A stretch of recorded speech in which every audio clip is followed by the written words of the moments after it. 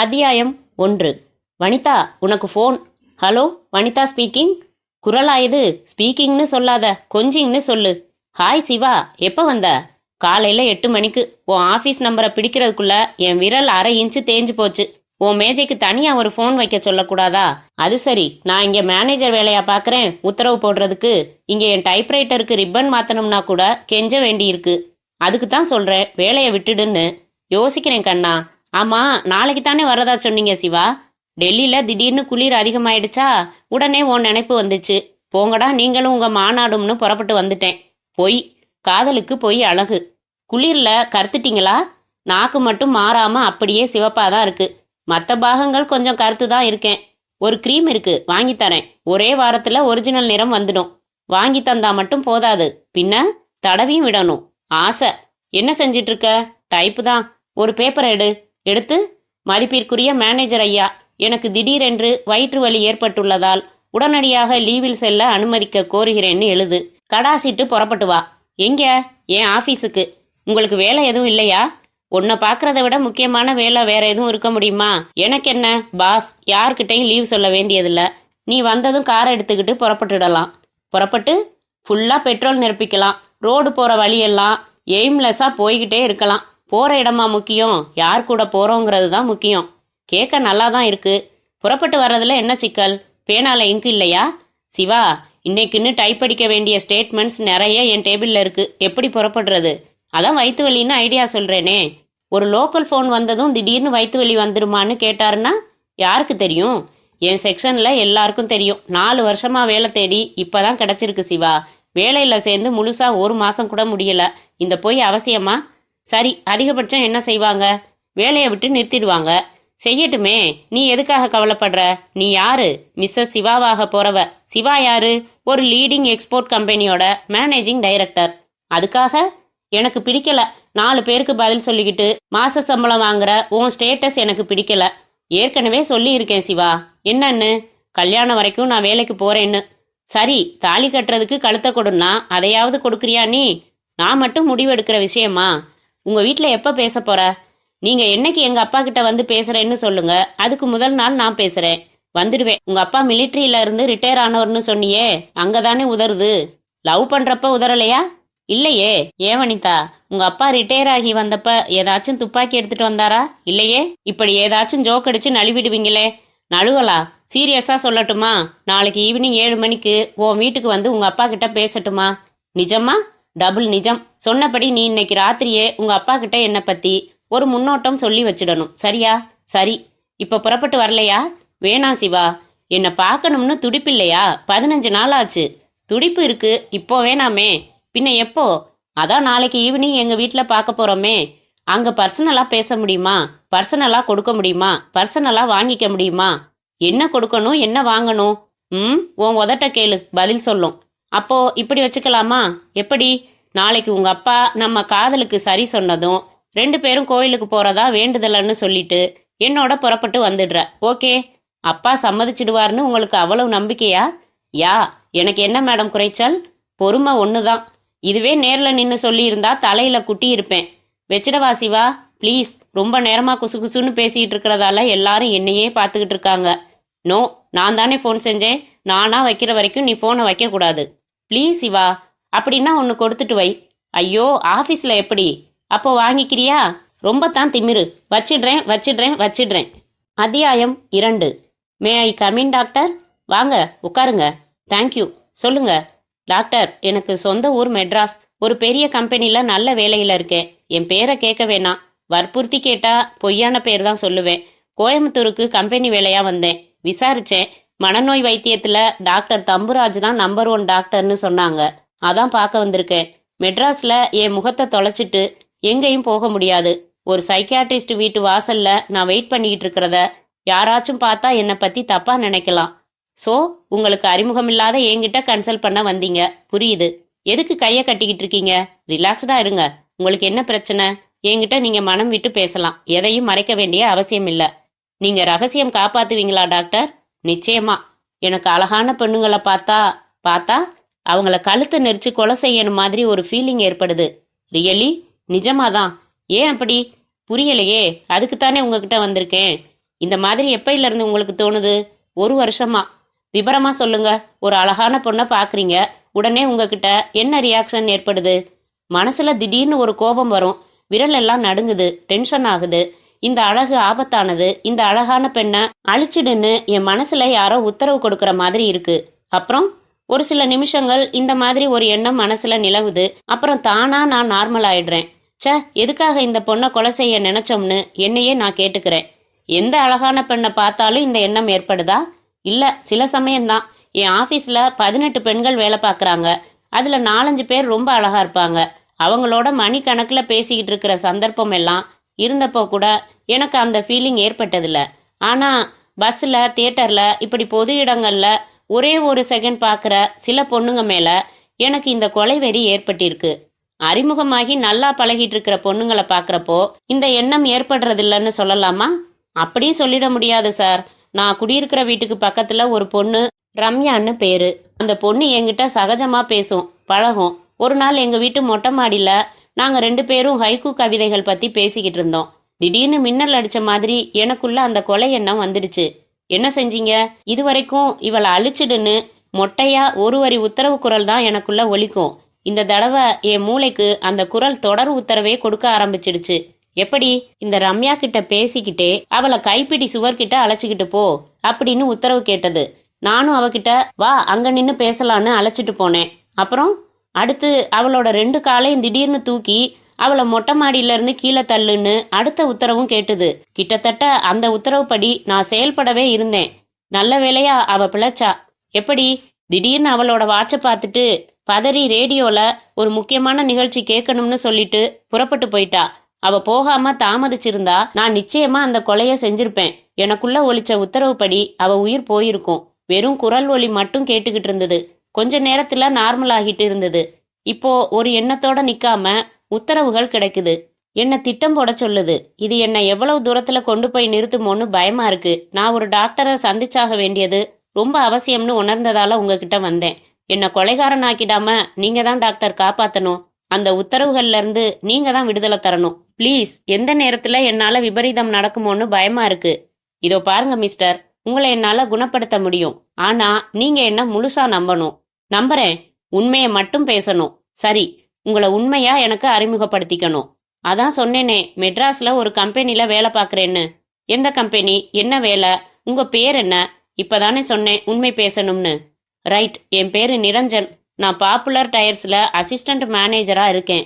Company குவார்ட்டர்ஸ்லயே தங்கி இருக்கேன். 11,000 சம்பளம். போன் இருக்கு, கார் இருக்கு.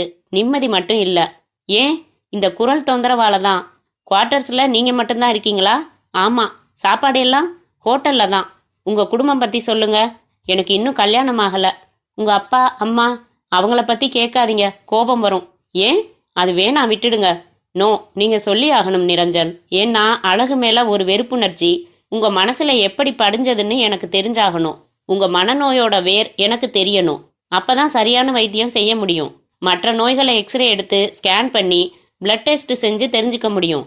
மனநோயோட காரணம் தெரிஞ்சுக்க நீங்க மனசுல உள்ள விருப்பு, வெறுப்பு, கோபம், எரிச்சல் எல்லாத்தையும் சொல்லணும். என் எந்த கேள்விக்கும் பதில் சொன்னாதான் நான் உங்களுக்கு உதவ முடியும். சொல்லுங்க. ஏன் உங்க அப்பா அம்மாவை பத்தி கேட்டா உங்களுக்கு கோபம் வருது? என்ன வெறுப்பு அவங்க மேல? எனக்கு அமைஞ்ச மாதிரி ஒரு அம்மாவும் அப்பாவும் உங்களுக்கு அமைஞ்சிருந்தா உங்களுக்கும் கோபம் வரும். அப்படியா? சரி, உங்க அப்பா யாரு? டெல்லியில செக்ரட்டரியேட்ல வேலை. இப்பவா முந்தியா? எங்க அப்பாவும் அம்மாவும் செத்து போய் 15 வருஷம் ஆச்சு. நான் சொல்றது பழைய கதை. அப்ப நாங்க டெல்லியில இருந்தோம். நான் சின்ன பையன். ஒரே பையனா? ஆமா. எங்க அம்மா அவ்வளவு அழகா இருப்பாங்க. உலகத்திலேயே கேடுகெட்ட ஜென்மம் ஒன்று இருந்தா அது எங்க அம்மா தான். ஏன்? எங்க அம்மாவுக்கு பணம் மேல அவ்வளவு வெறி. எங்க அப்பாவுக்கு பதவி மேல வெறி. எங்க அப்பா தன்னோட மேலதிகாரிகளை வீட்டுக்கு அழைச்சிட்டு வந்து பார்ட்டி கொடுப்பாரு, தண்ணி பார்ட்டி. அதுல எங்க அம்மாவும் கலந்துக்குவாங்க. எங்க அம்மா ஏற்கனவே நல்ல அழகு. இன்னும் எடுப்பா அலங்காரம் பண்ணிக்கிட்டு வீட்டுக்கு வர்ற அதிகாரிகள் பக்கத்துல உரசி உக்காந்து அவங்களுக்கு சூடேத்தி ரூமுக்குள்ள அழைச்சிட்டு போவாங்க. எங்க அப்பா சிகரெட் பிடிச்சுக்கிட்டு உக்காந்துருப்பாரு, கண்டுக்காம. அடுத்த வாரமே அப்பாவுக்கு ப்ரமோஷன் வரும். அம்மா இந்த நாகரிகமான விபச்சாரத்தை அதிகாரிகளோட நிறுத்தல, பெரிய தொழிலதிபர்களையும் வளைச்சு போட்டா. வீட்டுக்கு நகைகள் வரும், கார் வரும், கத்த கத்தையா பணம் வரும். எனக்கு முதல்ல விவரம் புரியல. புரிய ஆரம்பிச்சதும் நான் எங்க அம்மாவையும் அப்பாவையும் வெறுக்க ஆரம்பிச்சேன். தன்னோட அழகையே முன்னேற்றத்துக்கான மூலதனமா பயன்படுத்தின எங்க அம்மா கிட்ட இருந்து நான் விலக ஆரம்பிச்சேன். அப்புறம் என் அம்மா செத்து போகணும்னு நான் பிள்ளையார்கிட்ட வேண்டிக்கிட்டதுண்டு. நம்புவீங்களா டாக்டர்? நம்புறேன். ஒரு நாள் அம்மா சமையல் கட்டுல இருந்தப்போ நான் அங்கே போனேன். திடீர்னு அம்மா மூஞ்சில காரி துப்பினேன். பக்கத்துல இருந்த கரண்டி எடுத்து அம்மா நெத்தில அடிச்சேன். அம்மா கத்த ஆரம்பிச்சாங்க. அம்மா நெத்தில இருந்து ரத்தம் வழிய ஆரம்பிச்சது. அந்த ரத்தத்தை பாக்குறப்போ எனக்கு சந்தோஷமா இருந்துச்சு. என்னை ஆஸ்பத்திரியில சேர்த்தாங்க. எனக்கு பேய் பிடிச்சிடுச்சுன்னு பேசிக்கிட்டாங்க. அப்பா என் படுக்கைக்கு பக்கத்துல படுத்திருந்தாரு. அப்போ நான் கிறுக்குத்தனமா ஒரு காரியம் செஞ்சது கூட எனக்கு ஞாபகம் இருக்கு. என்ன செஞ்சீங்க? படுக்கையை விட்டு எழுந்திருச்சு தூங்கிக்கிட்டு இருந்த எங்க அப்பா மூஞ்சில ஒண்ணுக்கு அடிச்சேன். அவர் பதறி எழுந்திருச்சு என் முதுகுல அடிச்சாரு. போடா மாமா பயலேன்னு கத்தினேன். டாக்டர், நர்ஸு எல்லாரும் ஓடி வந்துட்டாங்க. எனக்கு ஊசி போட்டு தூங்க வச்சாங்க. பிறகு மறுநாள் அதிகாலையில எனக்கு முழிப்பு வந்துச்சு. ஆஸ்பத்திரி பெட்ஷீட்ல பேனாவால எங்க அம்மாவும் அப்பாவும் செத்து போனப்புறம்தான் இந்த ஊருக்கு மறுபடி வருவேன்னு எழுதி வச்சுட்டு சத்தம் போடாம ஆஸ்பத்திரியை விட்டு வந்துட்டேன். வந்து ஏதோ ஒரு ரயில் பிடிச்சு புறப்பட்டேன். ரயில்ல ஒரு பெரியவர் நான் பசியா இருக்கிறத பார்த்து எனக்கு சாப்பாடு கொடுத்தாரு. அவர்கிட்ட எங்க அப்பாவும் அம்மாவும் செத்து போயிட்டாங்க, நான் அனாதைன்னு சொன்னேன். பெங்களூர்ல என்ன அவர் ஒரு அனாதை ஆசிரமத்துல சேர்த்தாரு. அந்த ஆசிரமத்துக்காக நிறைய டொனேஷன் கொடுக்கறவர் அவரு. அதனால உடனே என்ன அங்க சேர்த்துக்கிட்டாங்க. இது எப்போ நடந்தது? அப்போ எனக்கு வயசு 10, வருஷம் நினைவில்ல. இப்போ 26. சரி, மேல சொல்லுங்க. நான் படிச்சது வளர்ந்தது எல்லாம் பெங்களூர்ல, அந்த அனாதை ஆசிரமத்துல தான். மெட்ராஸ்ல இந்த வேலையில சேர்ந்து 3 வருஷம் ஆகுது. என்னோட ஒவ்வொரு பிறந்த நாளுக்கும் பெங்களூருக்கு என்னை வளர்த்த ஆசிரமத்துக்கு போயிடுவேன். நீங்க காலேஜ்ல படிச்சப்ப இந்த ப்ராப்ளம் இல்லையே? இல்ல, மெட்ராஸ் வந்துதான். அதுவும் 1 வருஷமா தான் இந்த உத்தரவு குரல்கள் மனசுல கேக்குது. அப்படித்தானே? ஆமா. அந்த குரல் யாரோட குரல்? எங்க அம்மாவோட குரல் டாக்டர். ஐசி, உங்க அம்மாவும் அப்பாவும் இறந்து போனதா சொன்னீங்களே, அவங்க எப்படி இறந்தாங்க? அது உங்களுக்கு எப்படி தெரிஞ்சுது? பேப்பர்ல செய்தியா படிச்சுதான் தெரிஞ்சுக்கிட்டேன். 2 பேருக்கும் ரொம்ப மோசமான முடிவுகள் டாக்டர். எப்படி? நான் ஓடி வந்ததும் எங்க அம்மா ரொம்ப அப்செட் ஆகிட்டாங்க. ஆனா எங்க அப்பா கவலையே படல. எங்க அம்மா மேற்கொண்டு தன்னோட தப்பான பாதைய தொடர விரும்பல. ஆனா எங்க அப்பா ஒரு பெரிய மனுஷன்கிட்ட 10,000 பணம் வாங்கிட்டு அவனை வீட்டுக்கு கூட்டி வந்திருக்காரு. இனிமே தப்பு செய்ய விரும்பலன்னு அம்மா கெஞ்சி இருக்காங்க. பெரிய பத்தினியா நீன்னு அப்பா அடிச்சிருக்காரு. இந்த சண்டையில அம்மா அரிவாள் மனை எடுத்து அப்பா கழுத்தை சீவிட்டாங்க. அப்பா துடிதுடிச்சு செத்துட்டாரு. எங்க அம்மா எல்லாத்துக்கும் காரணம் தான் அழகா பிறந்து தொலைச்சதுதான்னு சொல்லிட்டு கொதிச்சுக்கிட்டு இருந்த எண்ணெய் சட்டியை தூக்கி தான் மூஞ்சில கொட்டிக்கிட்டு கோரமா துடிச்சு அவங்களும் செத்து போயிட்டாங்க. இதெல்லாம் போட்டோவோட விபரமா பத்திரிக்கையில வந்தது. அதுல இவர்களின் ஒரே மகன் ஓடிப்போய் விட்டான்னு கூட வந்திருந்துச்சு. ஆனா அந்த மகன் நான் தான்னு நான் யார்கிட்டையும் சொல்லல. உங்க அப்பாவும் அம்மாவும் செத்து போன அந்த செய்தி உங்களை பாதிச்சதா? வருத்தப்பட்டீங்களா? இல்ல, கொஞ்சம் கூட இல்ல. அவங்க செஞ்ச தப்புக்கு 100 தடவை சாகணும். அந்த மரண செய்தி எனக்கு ரொம்ப சந்தோஷமா இருந்துச்சு. என்னோட ஃப்ரெண்ட்ஸுக்கெல்லாம் சாக்லேட் வாங்கி கொடுத்தேன். கொஞ்சம் கூட அழல. அது அன்னைக்கு. இன்னைக்கும் அவங்க மரணத்தை நினைச்சு நீங்க வருத்தப்படுறது இல்லையா? இல்ல, இப்ப கூட என் மனசுல எங்க அப்பா மேலேயோ எங்க அம்மா மேலேயோ கொஞ்சம் கூட பாசம் இல்ல. எப்படியோ உயிர் பொழைச்சு என் முன்னாடி வந்தா நானே கொன்னுடுவேன். ரிலாக்ஸ் நிரஞ்சன். கோவையில நீங்க எங்க தங்கி இருக்கீங்க? Hotel velvet. நான் உங்களை ஸ்பெஷலா அப்சர்வ் பண்ண விரும்புறேன். இந்த கிளினிக்கு வெளியே உங்க பப்ளிக் பிஹேவியர்ஸ் பத்தி எனக்கு ஒரு பிக்சர் வேணும். எந்த ரூம்? எதுக்கு கேக்குறீங்க? ஈவினிங் 6 மணிக்கு நான் வர்றேன். நாம 2 பேரும் சேர்ந்து ஒரு வாக் போகலாம். ஹோட்டல்ல டின்னர் சாப்பிடலாம். சரி, 6 மணிக்கு ரெடியா நான் இருப்பேன். Don't worry. உங்க பிரச்சனையோட பின்னணி எனக்கு புரிஞ்சிடுச்சு. சரி பண்ணிடலாம். Thank you doctor. உங்க ஃபீஸ்? நான் இன்னும் ட்ரீட்மெண்ட்டே ஆரம்பிக்கலையே. உங்க ஹிஸ்டரி கேட்டிருக்கேன், அவ்வளவுதானே. அவசரம் இல்ல, மெதுவா வாங்கிக்கிறேன். ஈவினிங் சந்திக்கலாம். சியர்ஃபுல்லா இருங்க நிரஞ்சன். சரி டாக்டர். அத்தியாயம் 3. அப்பா, டிவியை கொஞ்ச நேரம் அணைச்சிடட்டுமா? என்னம்மா விஷயம்? உங்க கூட கொஞ்சம் பேசணும். பேசேன், அதுக்கு டிவி எதுக்கு அணைக்கணும்?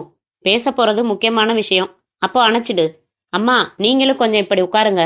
என்னடி பீடிகை பலமா இருக்கு? உட்காருங்களேன், சொல்றேன். சொல்லு. நேரா கேக்குறேன். என்னோட கல்யாணம் பத்தி நீங்க மனசுல என்ன யோசனை வச்சிருக்கீங்க? வனிதா, என்னாச்சு உனக்கு? கல்யாண வயசாச்சுப்பா. தயவு செஞ்சு அதிக பிரசங்கித்தனமா பேசுறதா நினைக்காதீங்க. நான் ஒருத்தரை மனசார நேசிக்கிறேன். அவரும் என்ன நேசிக்கிறாரு. ஓஹோ, நம்ம அப்பா அம்மா ஒரு மாப்பிள்ளை பார்த்து கட்டி வைக்க போறதில்லன்னு நீயா முடிவுக்கு வந்துட்டியா? ஐயோ, அப்படியெல்லாம் பேசாதீங்கப்பா. ரொம்ப நாளைக்கு விஷயங்களை ரகசியமா வைக்கிறது தப்பு. அதனாலதான் இன்னைக்கு சொல்லிடலாம்னு நினைச்சேன். உன்னை வேலைக்கு அனுப்பிச்சது இதுக்குத்தானா? எங்க காதல் நான் வேலைக்கு போறதுக்கு முன்னாடியே ஆரம்பிச்சிடுச்சுமா. ஏன் எங்ககிட்ட சொல்ற? சினிமால காட்டுற மாதிரி கல்யாணம் பண்ணிக்கிட்டு மாலையும் கழுத்துமா வந்து நிக்கிறது தானே? ருக்மணி, நீ இரு, பதட்டப்படாத. அவகிட்ட நான் பேசிக்கிறேன். வனிதா, என்னப்பா இப்படி வந்து உட்காரு. சொல்லுங்கப்பா. காதல்னு சொன்னதுமே உங்க அம்மா நெருப்ப மிதிச்ச மாதிரி குதிக்கிறா. அவ எப்பவும் அப்படித்தான், சட்டுன்னு உணர்ச்சி வசப்படுவா. நான் இப்படி எடுத்ததுமே ஆவேசப்பட தயாரா இல்ல. நீ சொல்றது எனக்கு அதிர்ச்சி தர்ற செய்தியா இருக்கே ஒழிய ஆத்திரப்பட வேண்டிய செய்தியா தெரியல. நான் கேக்குற கேள்விகளுக்கு நிதானமா பதில் சொல்வியா? ஏங்க, அவ திமிர் பிடிச்சு போய் ஏதோ சொல்றா. நீங்க என்னவோ பெரிய அரசியல் தலைவி மாதிரி பக்கத்துல உட்கார வச்சு ஆலோசனை நடத்துறீங்களே. ருக்மணி, நீ முதல்ல உள்ள போ. உன்னோட கோபம் அனாவசியமானது. வனிதா சின்ன குழந்தை இல்ல, நல்லது கெட்டது தெரிஞ்சவ. கொஞ்சம் முன்னாடி நீ கேட்டியே ஒரு கேள்வி, கல்யாணம் பண்ணிக்கிட்டு மாலையும் கழுத்துமா வந்து நிக்கிறது தானேன்னு. இன்னைக்கு நாட்டுல அப்படித்தான் நடக்குது. நம்ம பொண்ணு அப்படி செய்யலையே, செய்யவும் மாட்டா. முறையா நம்ம கிட்ட பேச விரும்பி தன் காதல சொல்றா. முழு விபரமும் தெரிஞ்சுக்காம ஏன் இப்படி ஆத்திரப்படுற? நீ சொல்லுமா. பையன் பேர் என்ன? சிவா. என்ன பண்றாரு? ஒரு எக்ஸ்போர்ட் கம்பெனி சொந்தமா வச்சு நடத்திக்கிட்டு இருக்காரு. பணக்காரரு. அவர்கிட்ட நிறைய பேர் வேலை பார்க்கறாங்க. அப்படியா? பையனோட அப்பா அம்மா எல்லாம் 2 பேரும் சிங்கப்பூர்ல இருக்காங்க. இவரோட கூட பிறந்தவங்க ஒரே ஒரு அக்கா தான், கல்யாணமாகி ஸ்டேட்ஸ்ல இருக்காங்க. இதோ பாருமா, நீ படிச்ச பொண்ணு. என்னை விட உனக்கு உலக விஷயங்கள் அதிகமா தெரியும். அந்த பையன் மனப்பூர்வமா உன் மேல ஆசை வச்சிருக்கானா? ஆமாப்பா. காதல் புத்திய மறைக்குமா? அவன் நல்ல பையன்தானா? நாளைக்கு சாயங்காலம் அவரே நம்ம வீட்டுக்கு வந்து உங்க கூட பேசுறதா இருக்காரு. பேசி பாருங்கப்பா. அப்புறம் அவர் எப்படிப்பட்டவர்னு நீங்களே புரிஞ்சுப்பீங்க. கேட்காம இருக்க முடியலம்மா. பையன் என்ன ஜாதி? ஹிந்துப்பா. என்ன ஜாதின்னு கேட்டேன். சத்தியமா சொல்றேன், எனக்கு தெரியாதுப்பா. இது வரைக்கும் நான் அதை பத்தி யோசிச்சது கூட இல்ல. அதே மாதிரி நான் என்ன ஜாதின்னு சிவாவும் கேட்டதே இல்ல. இதோ பாருங்க, இவளுக்கு ரொம்ப இடம் கொடுக்குறீங்க நீங்க. அப்பா அம்மா சிங்கப்பூர்ல இருக்காங்க, பையன் இங்க தனியா இருக்கான். எக்கச்சக்க சொத்து மாதிரி தெரியுது. நிச்சயமா நல்ல பையனா இருக்க முடியாதுங்க. ஏன் ருக்மணி, பணக்கார பையனுங்க எல்லாரும் கெட்டவங்களா? அதென்னமோ தெரியாது, விரலுக்கு தகுந்த வீக்கம் வேணுங்க. நம்ம தகுதிக்கு சரியா ஒரு சம்பந்தம் பாக்குறது தான் எப்பவும் நல்லது. ஆசைப்படுறாளேன்னு வாங்கி கொடுக்க இது என்ன புடவை சமாச்சாரமா? வாழ்க்கைங்க, இவளுக்கு என்ன தெரியும்? அம்மா, நான் பணத்துக்கு மயங்கல. அவரோட குணம் பார்த்து தான் பழக ஆரம்பிச்சேன். உண்மைய சொல்லணும்னா அவரை காதலிக்க ஆரம்பிச்சதுக்கு அப்புறம் தான் அவர் ஒரு பணக்காரர்னு எனக்கு தெரிஞ்சுது. அது வரைக்கும் அவர் தன்னை ஒரு பணக்கார வீட்டு பையனா காட்டிக்கவே இல்லை, தெரியுமா? எல்லாம் நாடகமா இருக்கலாம். எதுக்கான நாடகம்? அழகான பொண்ணுங்களை வளைச்சு போடுறதுக்கு மைனருங்க போடுற நாடகம்தான். அம்மா, அபாண்டமா பேசாத. முன்ன பின்ன பார்க்காத ஒருத்தரை பத்தி அனாவசியமா தப்பா பேசுறது நாகரிகம் இல்ல. நாகரிகம் சொல்லி கொடுடி, கத்துக்கிறேன். பெத்து வளர்த்து ஆளாக்கினவங்களை விட நேத்து அறிமுகமானவன் உனக்கு பெருசா போயிட்டானா? இத பாருடி, இதெல்லாம் வேணாம். நம்ம குடும்பத்துக்கு இந்த காதல் கத்திரிக்காய் எல்லாம் வேண்டவே வேண்டாம். அந்த பையனை வர வேணாம்னு சொல்லிடு. ருக்மணி, அவசரப்பட்டு வார்த்தைய கொட்டாத. நான் தான் பேசிக்கிட்டு இருக்கேனில்ல, நீ சும்மா இரு. வனிதா, நாளைக்கு அந்த பையன் வரபடி வரட்டுமா? நான் பேசி பார்க்கறேன். அதுக்கப்புறம் என் அபிப்பிராயத்தை சொல்றேன். ஒரு முடிவுக்கு வரலாம். ரொம்ப தேங்க்ஸ்பா. அத்தியாயம் 4. Hello Vanitha, good morning. Good morning. என்ன விஷயம் சொல்லுங்க. குட் மார்னிங் சொல்றதுக்காக ஃபோன் செய்யக்கூடாதா? இங்க ஆஃபீஸ்ல எல்லாரும் கேட்க ஆரம்பிச்சுட்டாங்க. என்னன்னு? தினம் ஃபோன் வருதே, யாருன்னு? என்ன சொல்ற? என் ஃப்ரெண்டுன்னு. ஏன், என்னோட லவ்வர் சிவான்னு சொல்ல வேண்டியதுதானே? காதலிக்கிறத ஏதோ தப்பான காரியமா நினைக்கிற மென்டாலிட்டி தான் நிறைய பேருக்கு இருக்கு சிவா, எங்க அம்மா உள்பட. வீட்ல பேசினியா? நீங்க தானே முன்கூட்டி சொல்லி வச்சிடுன்னு சொன்னீங்க. அம்மா குதி குதின்னு குதிச்சுட்டாங்க. அப்பா தான் கோபம் காமிப்பாருன்னு நினைச்சேன். அவர் ரொம்ப ரொம்ப ரைட் ஸ்பிரிட்ல எடுத்துக்கிட்டாரு. முடிவு என்ன? கடைசி வரை அம்மாவுக்கு சம்மதம் இல்ல. ஆனா அப்பாவுக்கு சம்மதம் மாதிரி தான் தெரியுது. உங்களை பார்த்து பேசிட்டு ஒரு முடிவுக்கு வரலாம்னு சொன்னாரு. இன்னைக்கு ராத்திரி முழு சம்மதமும் தந்திடுவாரு. வனிதா, நான் இன்னைக்கு வர முடியாது. அதை சொல்லத்தான் கூப்பிட்டேன். என்ன சிவா, நான் வீட்ல சொல்லி வச்சுட்டேன். என்ன பண்றது, திருவனந்தபுரம் போக வேண்டியிருக்கு. இன்னைக்கு மத்தியானம் புறப்படுறேன். அர்ஜென்ட்டான பிசினஸ் மேட்டர். நாளைக்கு போகக்கூடாதா? இன்னைக்கு ராத்திரிக்குள்ள போய் சேர்ந்து அங்கே ஒரு பார்ட்டியை பார்த்துட்டு நாளைக்கு பேங்க் டயத்துக்குள்ள அங்கிருந்தே ஒரு டிராஃப்ட் எடுத்து டெல்லிக்கு அனுப்ப வேண்டியிருக்கு. விவரமா சொன்னாதான் இதோட முக்கியம் உனக்கு புரியும் வனிதா. போயிட்டு எப்ப திரும்புறீங்க? 2 நாள். சிக்கல் எதுவும் இருந்தா 3 நாள் ஆகலாம். நான் வந்ததும் வர்றேன். போங்க சிவா, ரொம்ப எதிர்பார்ப்போட இருந்தேன். என்ன பண்றது, பிசினஸ் முக்கியம் இல்லையா? நான் என்னைக்கு ஊருக்கு வரேனோ அன்னைக்கு ஈவினிங்கே உங்க வீட்டுக்கு வந்துடுறேன். ஓகே? நான் ஓகே சொல்லலன்னா நீங்க போகாம இருந்துடுவீங்களாக்கும். ஏய், கோபமா? இல்ல, கொள்ளையா சந்தோஷம்.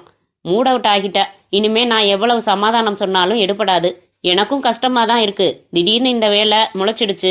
கோவிச்சுக்காத. போயிட்டு வந்து உனக்கு ஃபோன் செய்யறேன். வேற பிசினஸ் வேலை வந்துடாம இருந்தா, மனசு இருந்தா ஃபோன் செய்யுங்க. இல்லன்னா அவசியம் இல்ல. வச்சிடுங்க.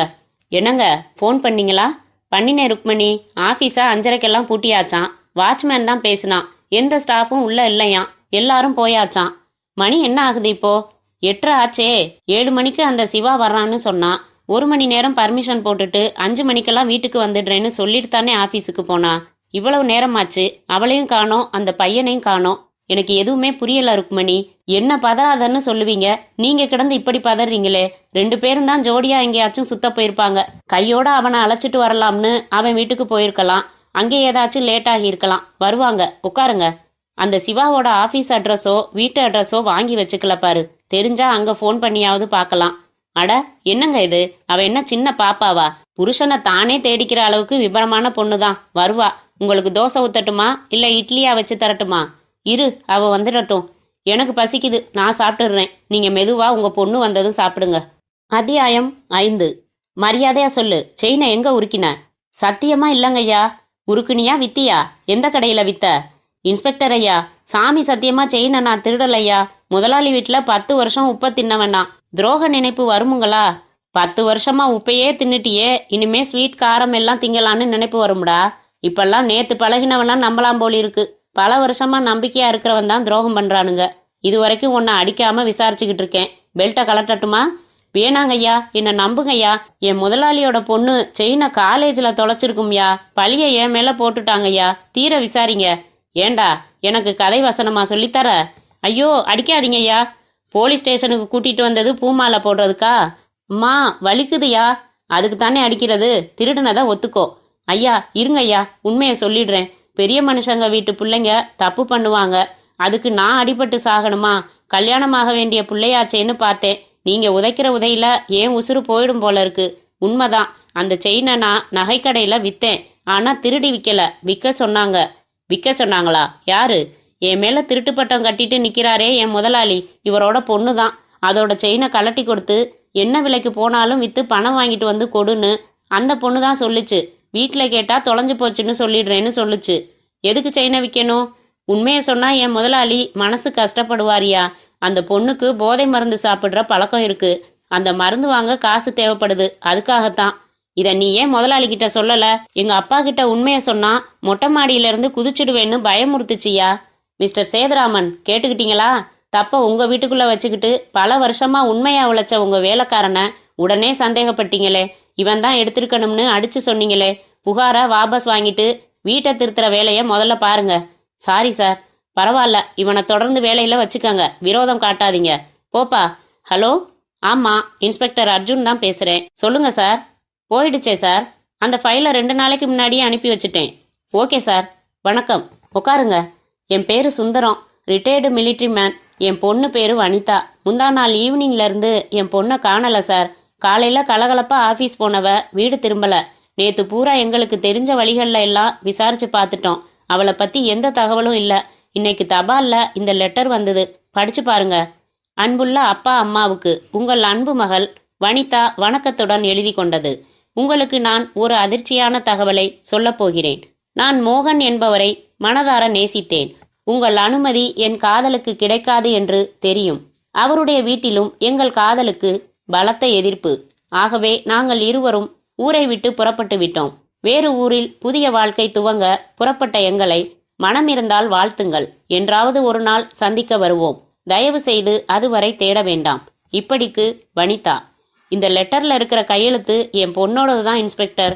அதுல சந்தேகமே இல்ல. லெட்டரை மெட்ராஸ் மவுண்ட் ரோடுல போஸ்ட் பண்ணிருக்காங்க. என்னோட சின்சியர் அட்வைஸ் என்ன தெரியுமா சார்? இந்த மாதிரி பொறுப்பில்லாம பெத்தவங்களை உதறிட்டு ஓடுற கழுதைங்களை மனசை விட்டே உதறிடணும். வீம்பா தேட நினைக்க கூடாது. முச்சந்திக்கு முச்சந்தி 10 பேர் சுலபமா காதலிக்கிறாங்க. இன்ஸ்பெக்டர், இந்த லெட்டர்ல எல்லாமே தப்பு தப்பா இருக்கு. ஒரே முரண்பாடுகள். எனக்கு ஒரே குழப்பமா இருக்கு. வனிதாவோட காதல் எங்களுக்கு தெரியும், அவளே விபரமா சொன்னா. ஆனா லெட்டர்ல அதிர்ச்சியான தகவல்னு புதுசா தெரிவிக்கிற மாதிரி எழுதியிருக்கா. அவ தன் காதலன் பேரு சிவான்னு சொன்னா. இதுல மோகன்னு எழுதியிருக்கா. அவளோட காதலுக்கு நாங்க கிட்டத்தட்ட அனுமதி கொடுக்கற நிலைமையில தான் இருந்தோம். அந்த சிவா எங்க வீட்டுக்கு வரதா இருந்தது. உங்களுக்கு விபரமா சொன்னாதான் புரியும். சொல்லுங்க சார். நீங்க சொல்றத வச்சு பாக்குறப்போ உங்க பொண்ணு தன் காதலனோட ஓடி போன மாதிரி தெரியலையே சார். அதான் இன்ஸ்பெக்டர் என்னோட கவலையும். பணக்கார வீட்டு பையன்னு சொன்னதுமே என் ஒய்ஃபு சந்தேகமா பேசினா. என் பொண்ணோட ஜட்ஜ்மெண்ட் தப்பா இருக்காதுன்னு நான் தான் நம்பினேன். எனக்கு பயமா இருக்கு. தைரியமா இருங்க. எப்படி சார்? 2 ராத்திரி ஆயிடுச்சு. அவகிட்ட இருந்து எந்த தகவலும் இல்ல. வந்த லெட்டர்லயும் ஏகப்பட்ட முரண்பாடுகள். எனக்கு எதுவும் புரியல. இந்த கையெழுத்து வனிதாவோடது தானா? அதுல உங்களுக்கு கொஞ்சம் கூட சந்தேகம் இல்லையே? இல்ல சார், இது வனிதாவோட கையெழுத்து தான். அப்போ இதை அவ இயல்பா எழுத வச்சிருக்காங்க. அப்படித்தான் சார் இருக்கணும். யாரு? வேற யாரு? அவ சொன்ன அந்த சிவாவா தான் இருக்கணும். நோக்கம் தெரியலையே சார். நாங்க என்ன பணக்கார குடும்பமா? என் மகளை கடத்தி வச்சுக்கிட்டு பணம் கேட்டு மிரட்டலாம்னு யாராச்சும் திட்டம் போட்டா அவன் பைத்தியக்காரனா தான் இருக்கணும். வனிதா எந்த ஆபீஸ்ல வேலை பார்த்தா? முருகா சிட் ஃபண்ட்ஸ், டி நகர் பிரான்ச். அதுல டைபிஸ்ட். அந்த ஆபீஸ்ல விசாரிச்சிங்களா? நேத்து காலையில போய் கூட வேலை பார்க்கறவங்கள எல்லாம் விசாரிச்சேன். அவளுக்கு அடிக்கடி சிவாங்கிறவங்கிட்ட இருந்து போன் வருமா. ரொம்ப நேரம் பேசுவாங்களாம். ஆனா யாரும் அந்த சிவாவை பார்த்ததில்லையாம். அவன் ஆபீஸுக்கு வந்ததில்லையாம். முந்தா நாள் ஆபீஸை விட்டு வனிதா எப்போ புறப்பட்டாலாம்? சாயங்காலம் 4 மணிக்கு ஒரு ஃபோன் வந்துச்சான். பேசுனது யாருன்னு தெரியலையாம். அந்த ஃபோன் பேசிட்டு வனிதா மேனேஜர் கிட்ட வந்து 1 மணி நேரம் பர்மிஷன் கேட்டுட்டு புறப்பட்டு போயிட்டதா சொல்றாங்க. எங்க போறதா சொன்னாலாம்? யார்கிட்டையும் சொல்லலையாம். நானும் ஒரு தடவை அந்த ஆபீஸ்ல விசாரிச்சிடுறேன். அந்த சிவா பத்தி உங்க பொண்ணு சொன்னதுல இருந்து என்னென்ன தகவல் தெரியும்? பணக்கார பையன், எக்ஸ்போர்ட் கம்பெனி நடத்துறவன். அப்பா அம்மா சிங்கப்பூர்ல இருக்காங்க. ஒரே அக்கா அமெரிக்காவில் இருக்கா. இவ்வளவுதான் தெரியும் சார். கம்பெனி பேரெல்லாம் விசாரிக்கலையா? கேட்டுக்கல. மறுநாள் ஈவினிங் அவனே வீட்டுக்கு வரதா இருந்ததால விபரமா கேட்டுக்க தோணல. நீங்க சொல்றத வச்சு பாக்குறப்போ இதெல்லாம் அந்த சிவாவோட வேலையாத்தான் இருக்கணும். அவன் உங்க மகளை சாமர்த்தியமா கடத்தி வலுக்கட்டாயமா லெட்டர் எழுத வச்சிருக்கான். ஆனா ஏன்னு புரியல சார். எங்களுக்கு ஒரே பொண்ணு, அறிவான பொண்ணு தான். ஆனா எப்படியோ ஏமாந்திருக்கா. அவளை காப்பாத்தி கொடுத்துடுங்க சார்.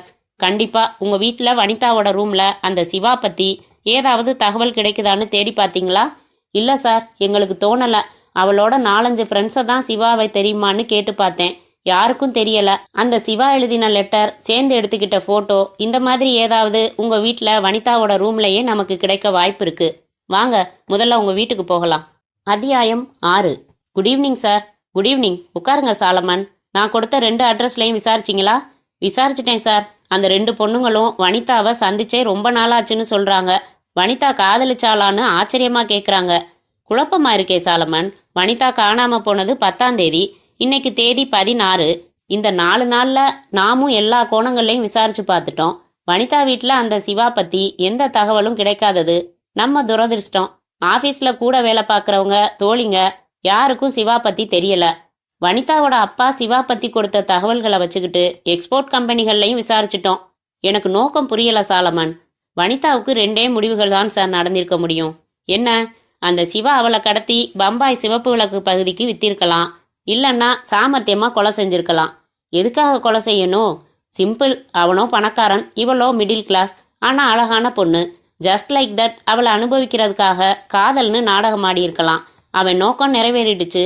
அவளோ கல்யாணம் பண்ணிக்கோன்னு நச்சரிக்கிறா. சரின்னு ரகசியமா ஒரு இடத்துல அவளை வரவழைச்சு தீர்த்திருக்கலாம். உங்க அனுமானம் கொஞ்சம் சரியாத்தான் இருக்கு. ஆனா இந்த 4 நாள்ல நமக்கு பாடி எதுவும் கிடைச்சதா ரிப்போர்ட் ஆகலையே. அதனாலதான் சொன்னேன் சாமர்த்தியமா கொலை செஞ்சுன்னு. Excuse me. வணக்கம் இன்ஸ்பெக்டர். வணக்கம். நீங்க? என் பேரு சிவா. காணாம போயிருக்கிற வனிதாவோட காதலன். மை குட்னஸ், உங்களைத்தான் நாங்க தேடிக்கிட்டு இருந்தோம். எதுக்கு? கைது பண்றதுக்கு. சாலமன் இருங்க. சிவா, உங்களை விசாரிக்கிறதுக்காக தேடினோம். சப் இன்ஸ்பெக்டர் சொன்னதுல தப்பில்லை சார். என்னதான் யாரும் சந்தேகப்படுவாங்க. நான் திருவனந்தபுரம் போயிட்டு இன்னைக்கு காலையில தான் வந்தேன். அவளோட ஆபீஸுக்கு ஃபோன் செஞ்சேன். வனிதாவை காணாம தேடுறதாகவும் போலீஸ் வந்து என்னை பத்தி விசாரிச்சதாகவும் சொன்னாங்க. முழு விபரம் தெரிஞ்சுக்கிறதுக்காக நான் முதல்ல வனிதாவோட வீட்டுக்கு போனேன். அவங்க அப்பா அம்மா கிட்ட என்ன அறிமுகப்படுத்திக்கிட்டேன். முதல்ல அவங்க என் மேல ஆவேசப்பட்டாங்க. ஏதோ நான் தான் வனிதாவை கடத்தி வச்சிருக்கிற மாதிரி பேசினாங்க.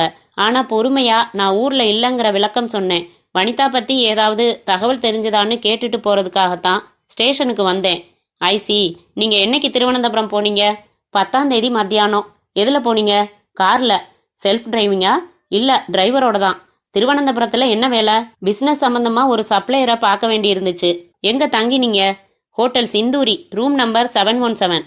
10ஆம் தேதி சாயங்காலம் தானே நீங்க வனிதா வீட்டுக்கு கல்யாண விஷயமா பேசுறதுக்கு வரதா இருந்தீங்க? ஆமா, திடீர்னு திருவனந்தபுரம் போற வேலை வந்ததால என்னால இன்னைக்கு வர முடியாதுன்னு வனிதாவுக்கு ஃபோன் பண்ணி சொன்னேன். எத்தனை மணிக்கு ஃபோன் செஞ்சீங்க வனிதாவுக்கு? காலையில 10:30 மணி இருக்கும். திருவனந்தபுரம் போயிட்டு வந்ததும் உங்க வீட்டுக்கு வரேன்னு சொன்னேன். அதுக்கு அவ என்ன சொன்னா? கடுமையா கோவிச்சுக்கிட்டா, ஏமாற்றமா ஃபீல் செஞ்சா. நான் பல தடவை சாரி சொன்னேன், பிசினஸ் வேலை கெட்டுடும்னு சமாதானப்படுத்தினேன். அதான் வனிதாவோட கடைசியா நீங்க பேசுனதா? ஆமா. சரி, வனிதா இப்படி தகவல் இல்லாம காணாம போயிருக்கிறத பத்தி நீங்க என்ன நினைக்கிறீங்க?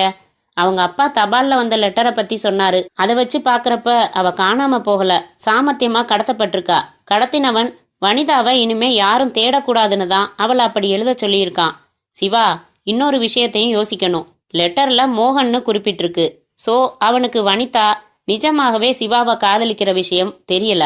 காதலனோட ஓடி போயிட்டதா அவளை கொண்டே எழுதி போட சொல்லிட்டா பேரண்ட்ஸ் போலீஸ் கிட்ட போக மாட்டாங்கன்னு அவன் எதிர்பார்த்திருக்கான். You are correct sir. இன்னொரு பாயிண்ட், வனிதாவை தேடி போலீஸ் வரக்கூடாதுன்னு அவன் ஏன் நினைச்சான்? சிவா, நீங்க யாரையாவது சந்தேகப்படுறீங்களா? இல்ல சார். தனக்கு யாராவது எதிரி இருக்கிறதா வனிதா சொல்லியிருக்காளா?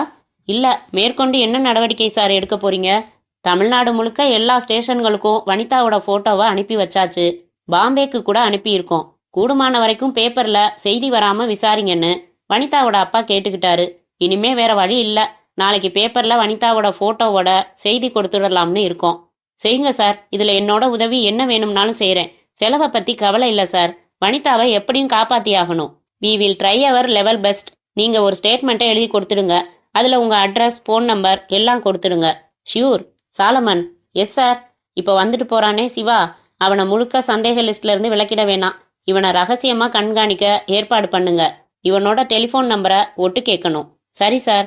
இவனோட கார் டிரைவரை விசாரிக்கணும். திருவனந்தபுரம் சிந்தூரி ஹோட்டலுக்கு போன் போட்டு இவன் இங்க தங்கியிருந்தது உண்மைதானான்னு விசாரிக்கணும். செஞ்சிடலாம் சார். ஒரு சின்ன அபிப்பிராயம் சொல்லட்டுமா? சொல்லுங்க. இவன் குற்றவாளியா இருக்க முடியாது சார். ஏன்? இவனே வாலண்டியரா நம்மளை தேடி வந்திருக்கானே. எந்த குற்றவாளியும் பதுங்கத்தானே நினைப்பான். இது கூட ஒரு தந்திரமா இருக்கலாம் சாலமன். முழுக்க இவனை நம்பிடாதீங்க. அப்புறம் நாளைக்கு பேப்பர்ல வனிதாவோட போட்டோ வர்றதுக்கு ஏற்பாடு செஞ்சிடுங்க. Yes sir. அத்தியாயம் 7. சுமதி, சொல்லுமா. சாமி கும்பிட்டியா? இல்லம்மா, இந்த தடவை நான் சாமி கும்பிடுறதா இல்லம்மா. ஏண்டி இப்படியெல்லாம் பேசுற? இன்னைக்கு நான் போறது 30வது இன்டர்வியூமா. ஒவ்வொரு தடவையும் சாமி கும்பிட்டுட்டு தான் போனேன். சாமி வேலை வாங்கி கொடுத்துடுச்சா? கற்பூரம் தான் வேஸ்ட்டு. அந்த மாதிரி எல்லாம் பேசாத சுமதி. நமக்கு நேரம் சரியில்லை. ஆண்டவன் என்னைக்கும் கைவிட மாட்டாரு.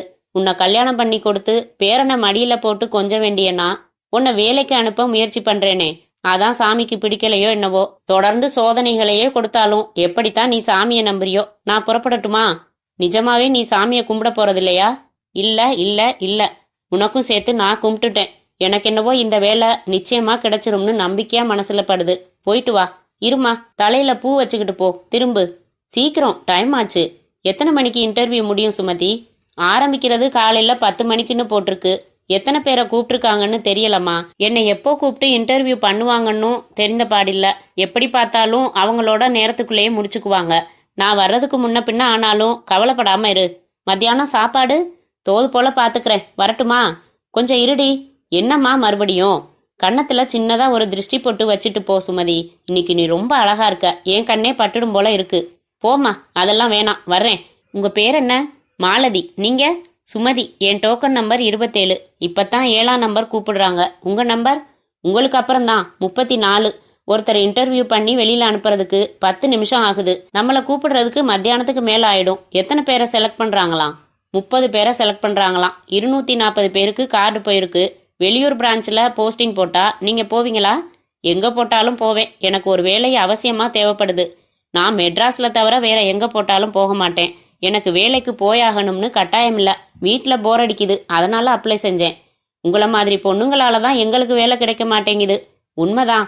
இந்த ஹால் ரொம்ப சல்ட்ரியா இல்லை? ஏசி பண்ணின ரூம்ல வெயிட் பண்ண சொல்லக்கூடாதா? பெரிய கம்பெனின்னு பேரு.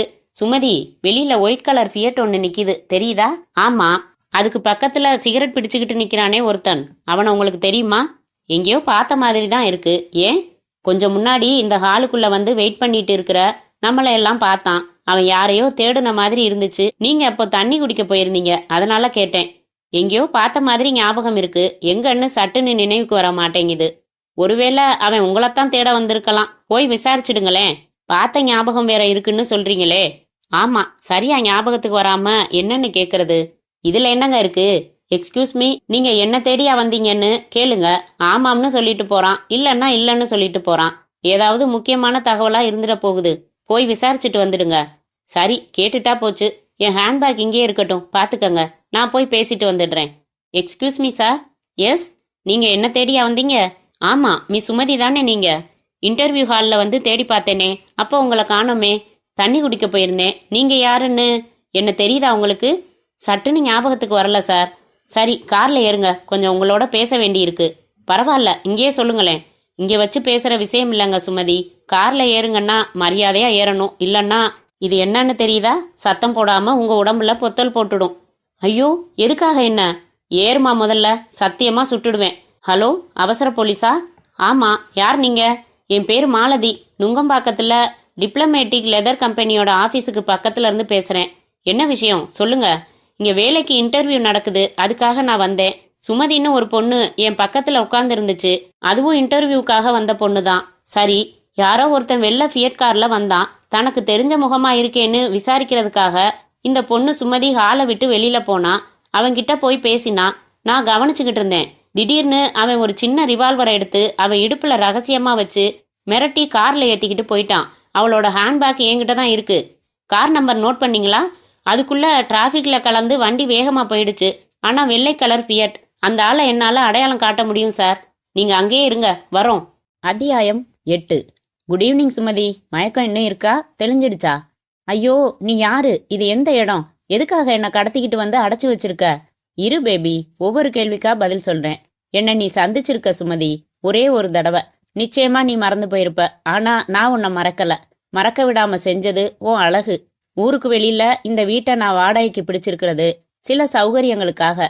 என்ன சௌகரியம்? நான் போலீஸ்ல மாட்டக்கூடாது பாரு. மணி என்ன இப்போ? 8 மணி ஆகுது. ஆனா 7 மணிக்கெல்லாம் இந்த ஏரியாவே தூங்கி போயிடும். பயமா இருக்கா? கவலைப்படாத, இன்னும் கொஞ்ச நேரம்தான் பயம் இருக்கும். அப்புறம் பயத்தை நீ உணர மாட்ட. உணர்றதுக்கு உன் உடம்புல உயிர் இருக்க போறதில்ல. நோ, என்னை கொன்னுடாத. கொல்லக்கூடாதுன்னா நான் சொல்றபடி செய்வியா சுமதி? என்ன செய்யணும்? நான் ஒரு பேப்பரும் பேனாவும் தர்றேன். அதுல நான் சொல்றபடி எழுதணும். எழுதுவியா? எழுதுனா என்ன கொல்ல மாட்டியே? மாட்டேன். அப்போ எழுதுறேன். இந்தா எழுது. சொல்லு. அன்புள்ள அம்மாவுக்கு உங்கள் அன்பு மகள் சுமதி வணக்கத்துடன் எழுதி கொண்டது. உங்களுக்கு நான் ஒரு அதிர்ச்சியான தகவலை சொல்லப் போகிறேன். நான் சேகர் என்பவரை மனதார நேசித்தேன். என்ன இதெல்லாம்? யாரையும் நான் காதலிக்கல. தெரியும். ஆனா நான் சொல்ற மாதிரி எழுது. குறுக்கே கேள்வி கேட்டா எனக்கு முன்னாடி என் துப்பாக்கிக்கு முணுக்குன்னு கோபம் வந்து சுட்டுடும். எழுத போறியா இல்லையா? எழுதுறேன். உங்கள் அனுமதி என் காதலுக்கு கிடைக்காது என்று தெரியும். அவருடைய வீட்டிலும் எங்கள் காதலுக்கு பலத்த எதிர்ப்பு.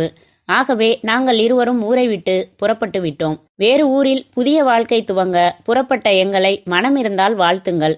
என்றாவது ஒரு நாள் சந்திக்க வருவோம். தயவு செய்து அதுவரை தேட வேண்டாம். இப்படிக்கு சுமதி. இந்த லெட்டர்ல உள்ளது பூரா பொய். கையெழுத்து போட்டியா? கொண்டா. ஆனா உண்மைன்னு தான் உங்க அம்மாவும் போலீஸும் நம்பும். உன்னை தேடவே மாட்டாங்க. நீ சொன்னபடி எழுதிட்டேன். என்னை எங்க வீட்டுக்கு போக விடு.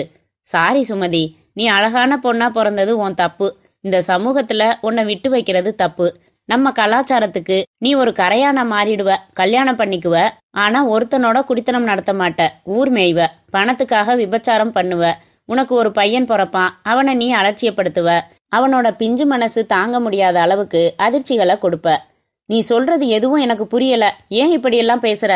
உங்க அம்மாவை எவனோ ஒருத்தனோட கட்டில்ல நெருக்கமா நீ பாத்திருக்கியா சுமதி? சீ, நான் பார்த்திருக்கேன். பல தடவை, பல பேரோட. சண்டாளி. நீயும் அந்த அழகு ஜாதி தாண்டி. உங்க அழகை வச்சுக்கிட்டு பண்பாட்டை நாரடிப்பீங்கடி. வேணாம், சமுதாயம் கெட்டு போயிடும். நாளைக்கு உன்னோட பையனும் என்ன மாதிரி வீட்டை விட்டு ஓடி போய் அநாத ஆசிரமத்துல வளர வேண்டியதா போயிடும். இதெல்லாம் அவசியமா? வேணாம், நீ செத்து போயிடு சுமதி. இத பாரு, நீ யாரா இருந்தாலும் சரி, உனக்கு மனநிலை சரியில்லை. அவசரப்பட்டு என்னை எதுவும் செஞ்சிடாத. போலீஸ் உன்னை பிடிச்சு தூக்குல போட்டுடும். போலீஸா? என்னை பிடிச்சாதானே தூக்குல போடும். இந்த வீட்டுல 2வது பலி சுமதி. அன்னைக்கு வனிதா. அவளும் இதே மாதிரி தான் கெஞ்சினா. துப்பாக்கி காமிச்சதும் மரியாதையா நான் சொன்னபடி லெட்டர் எழுதினா. கடவுளே, அவளை என்ன செஞ்ச? அவளும் சூப்பர் அழகி. நீ என்னை சந்திச்ச அதே தினம்தான் அவளையும் பார்த்தேன். அன்னைக்கு நான் பார்த்த பொண்ணுங்கள்ல 4 பேரை அன்னைக்கே செலக்ட் செஞ்சு வச்சுட்டேன். வனிதாவை என்ன செஞ்ச? பேப்பர்ல போட்டோ போட்டு கடத்தப்பட்டதா எழுதியிருந்தாங்களே. கரெக்ட், அந்த வனிதா தான். அவளை பார்க்குற எந்த ஆம்பளைக்கும் அவளை கட்டி பிடிச்சு முத்தம் கொடுக்கணும்னு தோணும். நான் டச் பண்ணலையே. என் பார்வையில அவளை கொல்லணும்னு தான் தோணுச்சு. கொன்னுட்டேன். ஐயோ, சுட்டுட்டியா? சுட்டா உடனே செத்து போயிடுவாளே. துடிச்சு துடிச்சு சாக வேணாமா? அதை ரசிச்சு ரசிச்சு நான் பார்க்க வேணாமா? இந்த வீட்டுக்கு பின்னாடி கொஞ்சம் தூரத்துல ஒரு பெரிய சாக்கடை பள்ளம் இருக்கு. 10 அடிக்கும் மேல ஆழம். வனிதாவோட காலை கட்டினேன், கைய கட்டினேன், தூக்கிட்டு போனேன். தொப்புன்னு அந்த பள்ளத்துல போட்டேன். கதறினா, துடிச்சா, கொஞ்சம் கொஞ்சமா மூழ்கி போயிட்டா. உனக்கும் அதே சாக்கடை பள்ளம்தான். போலாமா? வேணாம், கிட்ட வராத ப்ளீஸ். உன்னை கெஞ்சி கேட்டுக்கிறேன். உங்க அம்மா செஞ்ச தப்புக்காக அழகா பிறந்தவங்களை எல்லாம் தண்டிக்கிறது என்ன நியாயம்? என்னை விட்டுடு. நீ என்னை கடத்திட்டு வந்ததை யார்கிட்டையும் சொல்லல. வாய மூடுடி. இனிமே என் கைதான் பேசும். அம்மா. அத்தியாயம் 9. வரலாமா சார்? வாங்க அர்ஜுன், உட்காருங்க. I am Newton. சில மர்மமான முறையில் பெண்கள் காணாம போறாங்களே, இந்த கேஸை இப்போ நான் தான் பார்க்குறேன். இதில் முதல்ல கடத்தப்பட்ட வனிதா கேஸை நீங்கள் டீல் பண்ணியிருக்கீங்க. அதனால நீங்கள் இந்த கேஸில் எனக்கு உதவியாக இருக்க முடியும்னு நினச்சி தான் வர சொன்னேன். என்னால் முடிஞ்ச உதவியை செய்கிறேன் சார். முதல்ல நடந்து போன சம்பவங்களை அனலைஸ் பண்ணிக்கலாம் ஒரு தடவை. இதுவரைக்கும் 3 பொண்ணுங்க கடத்தப்பட்டிருக்காங்க. முதல்ல வனிதா. கடத்தப்பட்ட சூழ்நிலைய சுருக்கமாக சொல்லுங்க அர்ஜுன். ஒரு சிட்ஃபண்ட்ஸில் வேலை பார்க்குற பொண்ணு, ஒரு ரிட்டையர்டு மிலிட்ரி மேனோட பொண்ணு, சிவாங்கிறவரை காதலிச்ச பொண்ணு. கடத்தப்பட்ட தினம் சாயங்காலம் ஒரு ஃபோன் வந்திருக்கு. பேசினது யாருன்னு தெரியல. போற இடத்த பத்தி யார்கிட்டையும் சொல்லாம பர்மிஷன் போட்டுட்டு போனவ தான். எதுல போனா, யார் கடத்தினா, எப்படி கடத்தினாங்கன்னு புரிஞ்சுக்க முடியல. ஒரு நாள் கழிச்சு வீட்டுக்கு அவ கைப்பட எழுதின லெட்டர் வந்தது. தன்னோட காதலன் மோகனோட ஓடி போறதா குறிப்பிட்டு இருந்தது. தன் மகளோட காதல் விவகாரம் தெரியாதவங்களா இருந்திருந்தா அழுதுட்டு விட்டுருப்பாங்க. தெரிஞ்சதால பெயர் மாறி மோகன்னு குறிப்பிட்டிருந்ததால நம்ம கிட்ட வந்தாங்க. அந்த சிவா எப்படி? இன்னைய வரைக்கும் அவனை கண்காணிச்சுக்கிட்டு தான் இருக்கோம். அவரை ஸ்ட்ராங்கா சந்தேகப்பட முடியல. தன் காதலி இப்படி திடீர்னு காணாம போனதுல நிஜமாவே அப்செட் ஆனவராத்தான் தெரியறாரு அவரு. ரைட்டு. அடுத்தது சுமதி. இன்டர்வியூக்கு போன இடத்துல அவன் துப்பாக்கியை காட்டி மிரட்டி கார்ல ஏத்தி கடத்திட்டு போயிருக்கான். அதை பார்த்த மாலதி அவசர போலீஸுக்கு தகவல் தந்திருக்கா. கார் நம்பர் தெரியல, வெள்ளை ஃபியட்டு. அவனை எங்கேயோ பார்த்த ஞாபகம் இருக்கிறதா, ஆனா சரியா நினைவுக்கு வரலன்னு சுமதி அந்த மாலதி கிட்ட சொல்லியிருக்கா. சுமதியோட வீட்டுல தரோவா பார்த்தாச்சு. அவங்க அம்மாவை விசாரிச்சாச்சு. மாலதி கிட்ட பல குற்றவாளிகள் போட்டோவை காட்டியாச்சு. இங்கேயும் சுமதி தன் கைப்பட லெட்டர் எழுதியிருக்கா. காதலன் சேகரோட ஓடி போறதா. வனிதா எழுதின லெட்டர்ல இருந்த அதே வாசகங்கள். அந்த குற்றவாளி மிரட்டல் முனையில டிக்டேட் பண்ணியிருக்கணும். அப்படித்தான். 3வது பலி நிர்மலா. 4 நாளைக்கு முன்னாடி நடந்தது இது. நல்ல குடும்பம். நிர்மலா படிச்சுட்டு வேலை தேடிக்கிட்டு இருக்கிற பொண்ணு. பொழுத வேஸ்ட் பண்ணாம கம்ப்யூட்டர் கோர்ஸ் போனவ. ஈவினிங் கம்ப்யூட்டர் கிளாஸுக்கு போனவள காணோம். மறுநாள் லெட்டர் வருது. நிர்மலா கார்த்திகேயனோட ஓடி போயிட்டதா. நிர்மலாவோட பேரண்ட்ஸ் ஏற்கனவே வனிதா சுமதி கேஸ்களை பேப்பர்ல படிச்சதால நேரா நம்மகிட்ட வந்துட்டாங்க. 3 பொண்ணுங்க இதுவரைக்கும் கடத்தப்பட்டிருக்காங்க. அவங்க என்ன ஆனாங்க? அவங்கள கடத்தின அந்த வெள்ளை ஃபியட்காரன் யாரு? கடத்திட்டு போய் என்ன செய்யறான்? எதுவும் புரியல. ஒரு பிரேக் சாலிடா நமக்கு கிடைக்கல இதுல. குற்றவாளிய கண்ணால பார்த்த சாட்சி மாலதி இருக்கிறது ஒரு பிளஸ் பாயிண்ட். நாம யார சந்தேகப்படுறோமோ மாலதியை அழைச்சிக்கிட்டு போய் காட்டிடலாம். ரைட்டு. யார சந்தேகப்படுறது? சிட்டில வெள்ளை கலர் ஃபியட்ஸ் எத்தனை இருக்குன்னு முதல்ல தகவல்கள் சேகரிக்கலாம் சார். எல்லா ஆர்டிஓ ஆபீஸ்கள்லயும் நான் ஏற்கனவே கேட்டுட்டேன். ஓனர்ஸ் லிஸ்ட் தயார் பண்ணிக்கிட்டு இருக்காங்க. அந்த 3 லெட்டர்களும் என்ன மாதிரி பேப்பர்னு பார்த்துட்டேன் அர்ஜுன். சாதாரண சன்லிட் பாண்ட் வெள்ளை காகிதம். க்ளூ சொல்ற மாதிரி அதுல எதுவும் இல்ல. ஆனா ஒரே ஒரு ஒற்றுமை இருக்கு. என்ன சார்? 3 தபால்களையும் அவன் மவுண்ட் ரோடு போஸ்ட் ஆபீஸ்ல தான் சேர்த்திருக்கான். 4வது அவன் ஒரு பொண்ணை கடத்துவானான்னு தெரியாது, எப்போ கடத்துவான்னு தெரியாது. மாலதிய மவுண்ட் ரோடு போஸ்ட் ஆபீஸ் வாசல்ல மறைவா நிக்க வச்சு அவன் வெள்ளை ஃபியட்ல தபால் போஸ்ட் பண்ண வர்றானான்னு கண்காணிக்க சொல்லலாம். நிச்சயமா சொல்ல முடியாது அர்ஜுன். அவனே தபால் போஸ்ட் பண்ண வருவான்னு எதிர்பார்க்க முடியாது. 3 கேஸ் பத்தியும் முழுமையான தகவல்கள் நம்ம கிட்ட இருக்கு. இதை வேற ஒரு கோணத்துல அணுகணும். எப்படி சார்?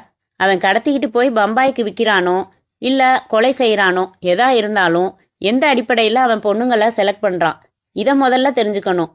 சுமதி அவனை எங்கேயோ பார்த்த ஞாபகம் இருக்கிறதா சொன்ன பாயிண்ட மறந்துடக்கூடாது சார். ஆமா, கடத்தப்பட்ட பொண்ணுங்க எல்லாம் அவனுக்கு ஒரே ஒரு தடவை அறிமுகமானவங்கன்னு வச்சுக்கலாமா? வச்சுக்கலாம். கடத்தப்பட்ட 3 பொண்ணுங்களும் அவங்களுக்குள்ள முன்ன பின்ன பழக்கம் உள்ளவங்களா தெரியல. உண்மைதான். அவங்க தோழிகள் இல்ல, அவங்களுக்குள்ள அறிமுகம் இல்ல. 3 பேரும் வேற வேற காலேஜ்ல படிச்ச பொண்ணுங்க. சார், இதுல ஏதோ ஒரு கண்ணுக்கு தெரியாத கயிறு அவங்கள கோத்திருக்கு சார். ஏதோ ஒரு வகையில அவங்க ஒருத்தருக்கொருத்தர் சம்பந்தப்பட்டிருக்கணும். குற்றவாளியோட அறிமுகம் ஆகி இருக்கணும்.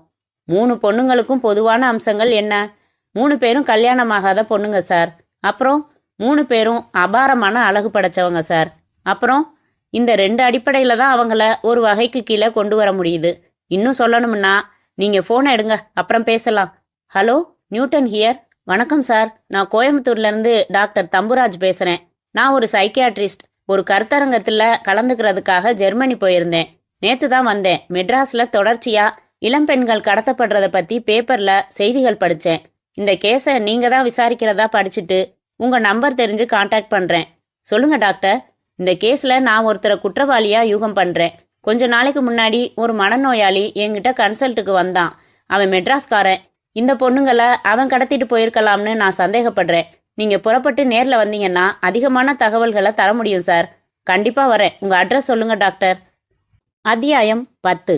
Good morning doctor. I am inspector Newton. இவர் இன்ஸ்பெக்டர் அர்ஜுன். ஹலோ, உட்காருங்க. என்ன சாப்பிட்றீங்க? No formalities doctor. எங்களுக்கு இந்த கேஸில் ஒரு பிரேக் கிடைக்காம தவிச்சுக்கிட்டு இருந்தோம். நீங்கள் ஃபோன் செஞ்சு பேசினது தான் ஒரு தெம்பு வந்திருக்கு.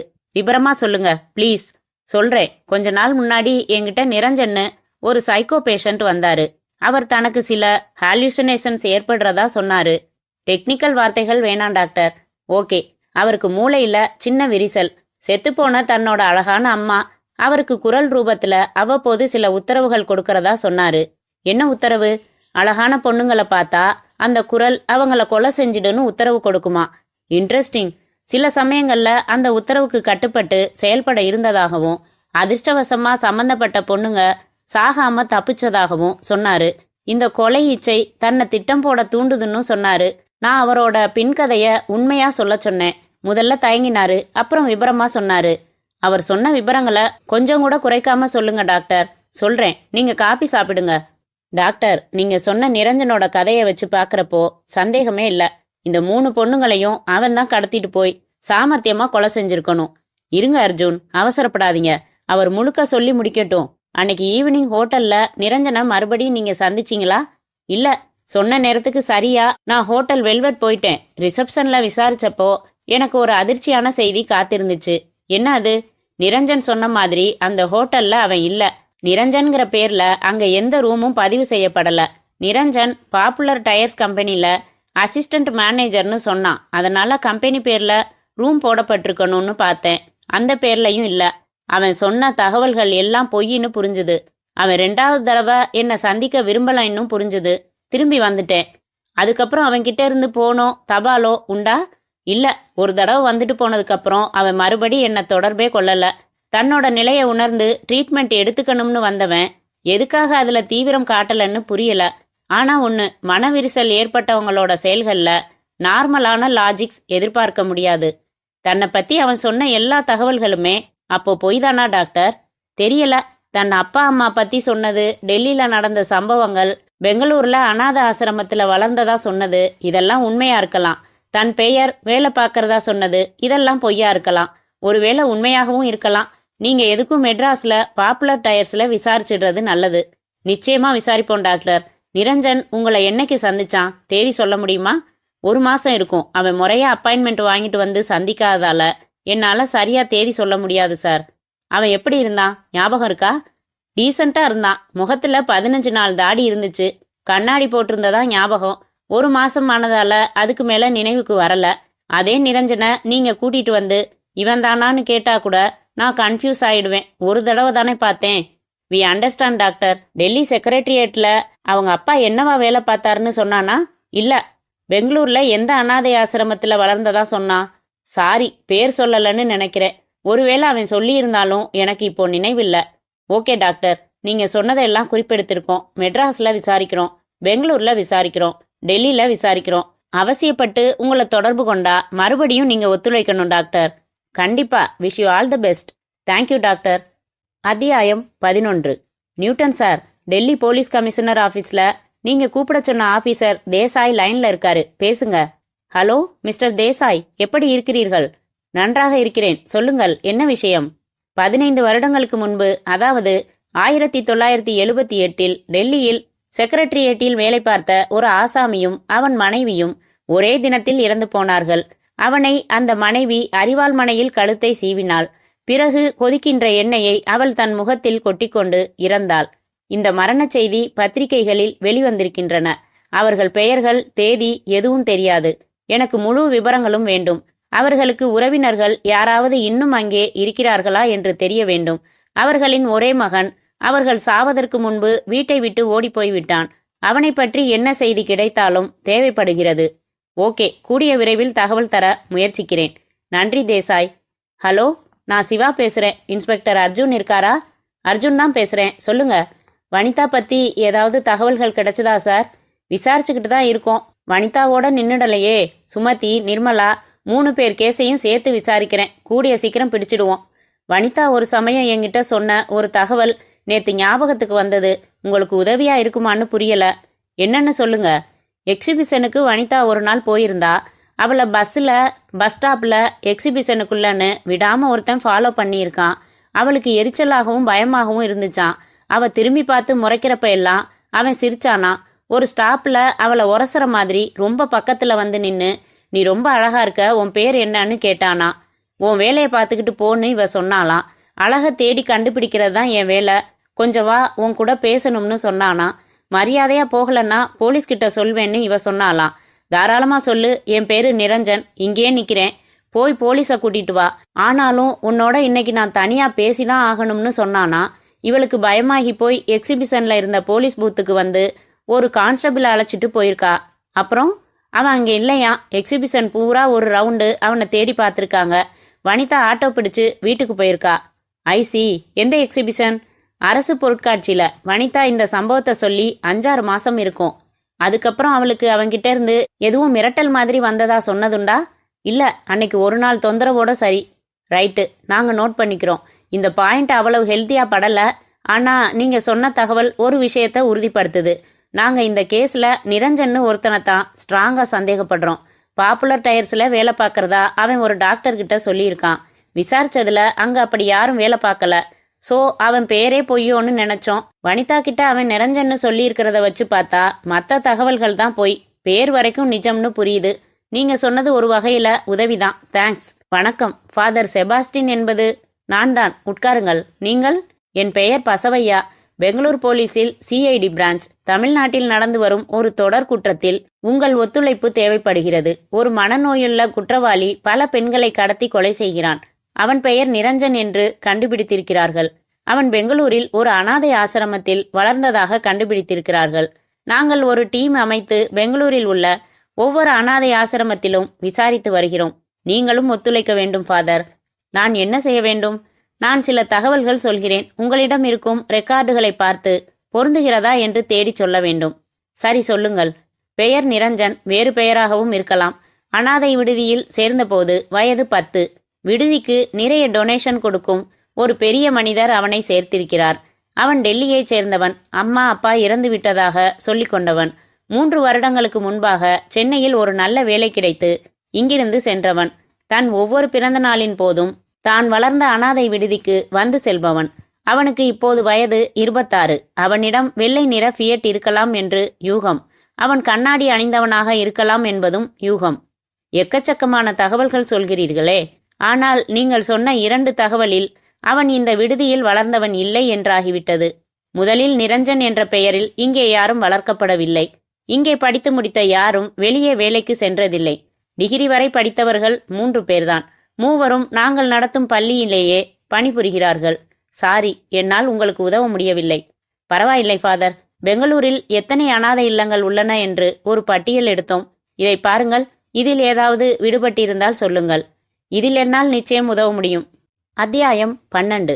யாரது? கதவு திறமா. திறந்தா தெரிஞ்சிட்டு போகுது. எவ்வளவு நேரமா தட்டுறது? யாரு நீங்க? மறந்துட்டியாமா? நீதானே மாலதி? அன்னைக்கு இன்டர்வியூ நடக்கிறப்ப நான் சுமதியை மிரட்டி அழைச்சிட்டு போறத பார்த்து ரொம்ப பொறுப்பா போலீஸுக்கு ஃபோன் பண்ணின உத்தம பெண்ணே, உன்னை பாராட்டி பரிசு கொடுத்துட்டு போலாம்னு வந்தேன். நீ யாரு? சுமதியை என்ன செஞ்ச? வீட்ல யாரும் இல்ல, மரியாதையா போயிடு. வீட்ல நீ மட்டும் இருக்கன்னு தெரிஞ்சுதான் வந்தேன். எதுக்கு கதவை சாத்துற?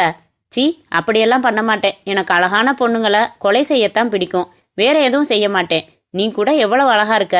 வேணா, கிட்ட வராத. என்னை எதுவும் செஞ்சிடாத. மற்றவங்களுக்கு சாக்கடை பள்ளம். உனக்காக ஸ்பெஷலா நைலான் கயிறு வாங்கிட்டு வந்தேன் மாலதி. முக்கியமான சாட்சி இல்லையா? மேல மேல கொலை செய்யாத. போலீஸ் கிட்ட இருந்து தப்பிக்க முடியாது. தப்பிக்கிறதுக்கு தான் இந்த கொலை.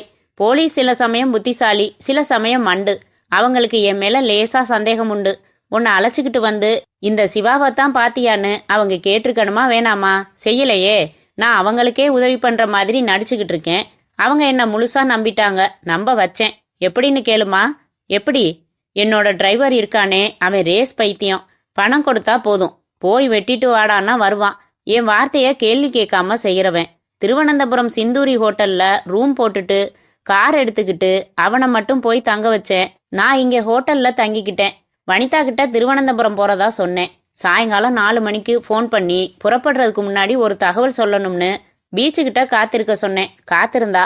கார் எடுத்துக்கிட்டு போனேன். எந்த கார்? அம்பாசிடர். என்கிட்ட ஒரு அம்பாசிடர், ஒரு மாருதி, அவ்வளவுதான். திருவனந்தபுரம் அனுப்பி வச்சது மாருதி. கார்ல பிக்கப் பண்ணிக்கிட்டு வனிதாவை நீலாங்கரைக்கு பக்கத்துல வாடகைக்கு எடுத்திருக்கிற வீட்டுக்கு அழைச்சிட்டு போனேன். இத்தனை நாள் உன்னை காதலிச்சது நிஜம்தான், ஆனா இப்போ உன்னை கொலை செய்யணும் மாதிரி இருக்குன்னு சொன்னேன். அதிர்ச்சி அடைஞ்சா. கையும் காலையும் அவ திமிர கட்டி ராத்திரில சாக்கடை பள்ளத்துல உருட்டி விட்டேன். மூழ்கி மூச்சு திணறி செத்தா. போலீஸை கன்ஃபியூஸ் பண்ணணும், என்ன சந்தேகப்படக்கூடாது. அதனால அவ மோகன்னு ஒருத்தனை லவ் பண்ணிட்டு ஓடி போயிட்ட மாதிரி மிரட்டி லெட்டர் எழுத வச்சேன். 4 நாள் கழிச்சு டிரைவர் திருவனந்தபுரத்துல இருந்து திரும்பினதும் நானே அப்பத்தான் திரும்பின மாதிரி வனிதாவோட அப்பா அம்மாவை சந்திச்சேன். போலீஸை சந்திச்சேன். அவங்க என் டிரைவரை ரகசியமா விசாரிச்சாங்க. நானும் சிவா ஐயாவும் திருவனந்தபுரம் போனோம்னு கற்பூரம் அணைச்சிட்டான் அவன். திருவனந்தபுரத்துல காருக்கு போட்ட பெட்ரோல் பில் கூட காமிச்சிருக்கான். சிந்தூரி ஹோட்டல்லையும் விசாரிச்சுட்டு என்ன முழுக்க நம்பிட்டாங்க. ஆனா அடுத்த பலிய உடனே ஆரம்பிக்கல. அமைதியா இருந்தேன். பழகின காதலியையே கொன்னுட்டமேன்னு ஒரு வருத்தம் இருந்துச்சு. அவளையே கொன்னாச்சு, இனிமே என்ன? தொடர்ந்து அழகான பொண்ணுங்களை வேட்டையாடுன்னு எங்க அம்மா வெறியோட உத்தரவு போட்டாங்க. அப்புறம் சுமதி, அப்புறம் நிர்மலா.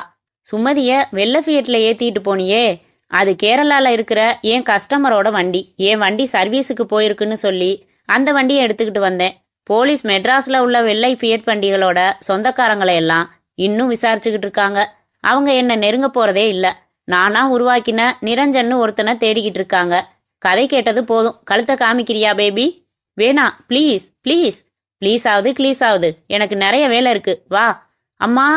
அத்தியாயம் 13. Hello, inspector Newton here. Sir, நான் மாலதியோட அப்பா பேசுறேன். கோயிலுக்கு போயிருந்தோம். திரும்பி வந்து பார்த்தா வீடு திறந்திருக்கு. என் பொண்ணை காணல சார். உடனே வாங்க. சுமதியை கடத்தியதை பார்த்து ரிப்போர்ட் செஞ்ச மாலதியா? அந்த மாலதி தான் சார். பயமா இருக்கு சார். வீட்ல ஒரு நைலான் கயிறு வேற கிடக்குது சார். வாங்க. உடனே வரோம். Hello, doctor Thamburaja? ஆமா, ஸ்பீக்கிங். நாங்க மெட்ராஸ்ல இருந்து பேசுறோம். Police special crime branch. Inspector Newton சொல்லி பேசுறேன். நான் சப் இன்ஸ்பெக்டர் முரளி. சார், நாங்க அந்த நிரஞ்சனை கிட்டத்தட்ட கண்டுபிடிச்சிட்டோம்.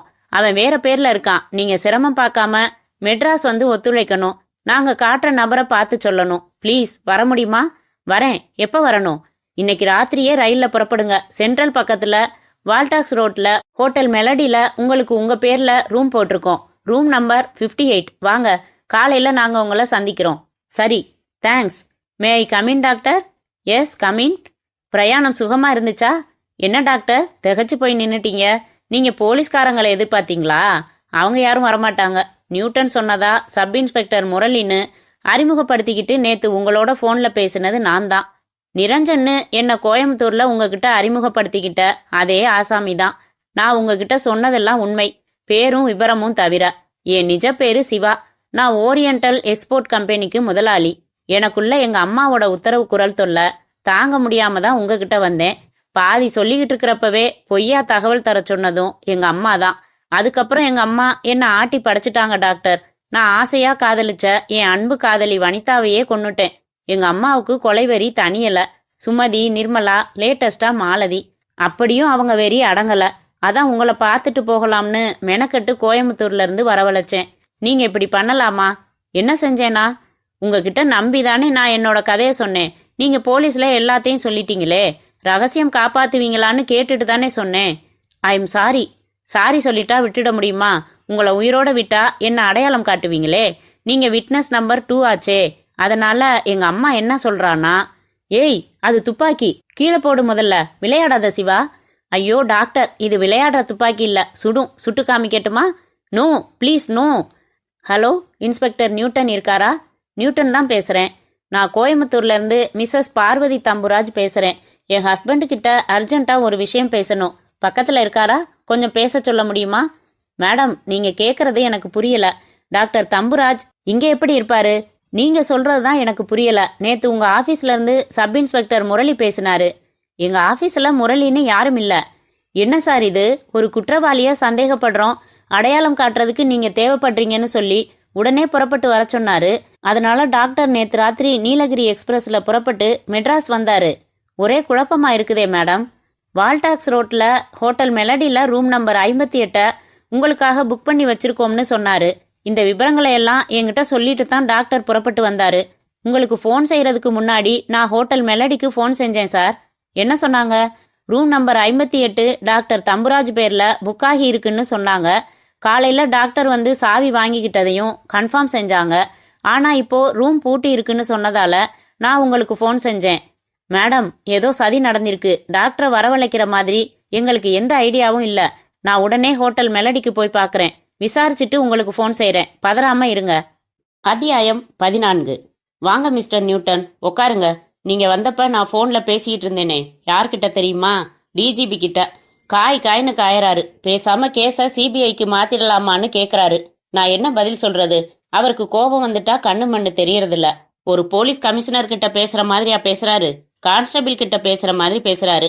என்னதான் பண்ணிக்கிட்டு இருக்கீங்க நீங்க? சார், தீவிரமா விசாரிச்சுக்கிட்டு தான் இருக்கோம். இந்த கேஸ்ல குற்றவாளி சாதாரண மனநிலையில உள்ளவன் இல்ல. அவன் ஒரு மனநோயாளி.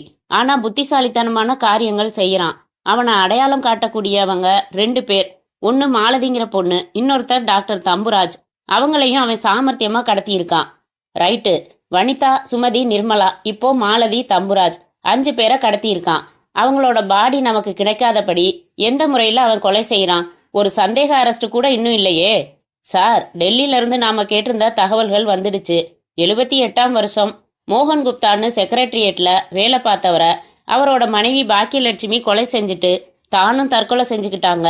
அவங்களோட ஒரே பையன்தான் நாம தேடுற குற்றவாளி. நிரஞ்சனா? அது பொய்யான பேர் சார். ஏன்னா பெங்களூர்ல ஒரு அனாதை இல்லம் விடாம விசாரிச்சுட்டாங்க. நிரஞ்சன்னு ஒருத்தன் அங்க வளரல.